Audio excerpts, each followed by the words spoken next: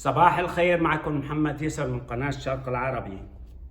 عفرين وحلب، من يشعل الفتنة؟ عفرين وحلب وباقي المحافظات السورية كلها والقرى والأرياف السورية. بدنا نوجه أول شيء رسالة للي عطبلوا للعثمانيين. من يعجبه النظام العثماني نظام الخوازيق، ومن يعجبه أن يعيش عبد عند العثمانيين وتحت أحذيتهم، ومن ينسى دماء السوريين التي سفكت يوم دخل الاحتلال العثماني، يوم أبادوا شعب حلب وحطوا الخوازيق في شوارع دمشق والمجازر التي ارتكبوها، فليذهب ويعيش عندهم. نحن ما عندنا أي مشكلة بهذه القضية، نحن لن نقبل بالاحتلال العثماني، ولا يوجد مقارنة انه بين بشار وبين العثمانيين، اثنين ما منا اياهم، اثنين فليسقطوا.